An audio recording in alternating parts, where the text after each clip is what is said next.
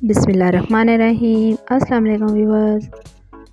आज की वीडियो में मैं आपको बताऊंगी कि आप किस तरह से शामी कबाब बना के तो इनको फ्रीज़ कर सकते हैं और जब भी आपका दिल चाहे तो आप इनको फ्राई करके तो इस्तेमाल कर सकते हैं। यहाँ पर मैं चिकन शामी कबाब बना रही हूँ, आप चाहें तो बीफ और मटन के साथ भी बना सकते हैं। बहुत ही इजी रेसिपी है, रमज़ान में आपके लिए बहुत ज़्यादा हेल्पफुल साबित होगी। तो यहाँ पर मैंने एक पतीला ले लिया है, इसमें मैंने तकरीबन 3 पाव के करीब चिकन शामिल कर दिया है। ये हड्डी के साथ है, आप चाहें तो बोनलेस भी ले सकते हैं जस्ट। तो इसको अब हम पहले बॉईल कर लेंगे सारी चीज़ें डाल के, जो जो चीज़ें पड़ती हैं शामी कबाब में। और इसमें मैंने 1 कप भीगी हुई चने की दाल डाल दी है। इसको मैंने 5 से 6 घंटे पहले भिगो दिया था, तो इसको मैंने इसमें शामिल कर दिया है। अब हम इसमें डाल देंगे लहसुन अदरक। तो यहाँ से मैंने 10 से 12 जवे लहसुन के लिए और 1 स्टिक अदरक की थी। और जो मेरे पास 2 मीडियम साइज़ के प्याज थे, इनको भी स्लाइस में कट करके डाल दीजिए। हरी मिर्चें हैं 5 से 6 अदद साबुत, ये हम डाल देंगे।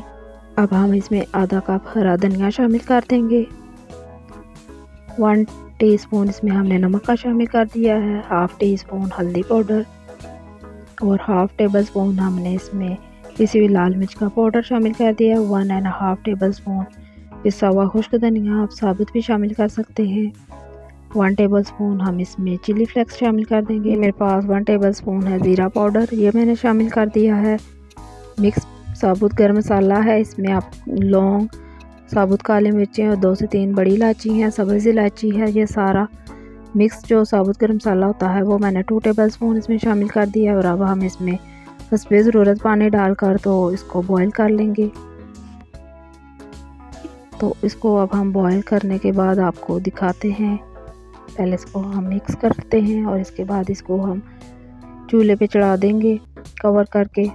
और जब ये अच्छी तरह से गल जाएगा तो फिर हम इसको पीस लेंगे। तो यहाँ पर जो शामी कबाब का अमीज़ा है वो बॉयल हो चुका है, इसमें से सारा पानी हमने ड्रेन कर लिया है और इसको मैंने पीस लिया। आप इसको सिलबट्टे पे और या चॉपर में पीस सकते हैं। अब मैंने इसमें 2 अदद अंडे शामिल कर दिए हैं और इसको अच्छी तरह से मिक्स कर लिया है। तो अब हम इसकी टिकिया बना लेंगे। आप छोटे या बड़े साइज़ की टिकिया इसकी अपनी मर्ज़ी से बना लीजिए। तो अब हम आपको बताएंगे कि इसको आपने किस तरह से फ्रीज़ करना है। पहले हम इस तरह से प्लास्टिक शीट रखेंगे ट्रे में और इसके ऊपर हम टिकिया रख देंगे जो हमने शामी कबाब तैयार किए हैं। तो इस तरह से हमने एक तह लगा दी है। अब हम इसके ऊपर एक और प्लास्टिक शीट रख देंगे और इसी तरह से हम इसके ऊपर बाकी की टिकिया रख देंगे और इसी तरह से हम अगेन करते जाएंगे। और जितनी बार ये टिकियाँ ख़त्म हो जाएं तो उतनी बार हम इसी तरह से प्लास्टिक शीट रख के तो इनको ऊपर रखते जाएंगे। इस तरह से आपकी जो शामी कबाब की टिकियाँ हैं वो बिल्कुल भी चिपकेगी नहीं और बहुत ही आसानी के साथ फ्रीज़ होने के बाद आप इनको निकाल सकते हैं और किसी भी एयर टाइट जार में या प्लास्टिक के बैग में इनको आप सेव कर सकते हैं। तो यहाँ पर ये फ्रीज़ हो चुकी हैं। तो ये देखिए बहुत ही आसानी के साथ ये अलग हो रही हैं, बिल्कुल भी टूट नहीं रही, ना ही ये चिपकी हैं एक दूसरे के साथ।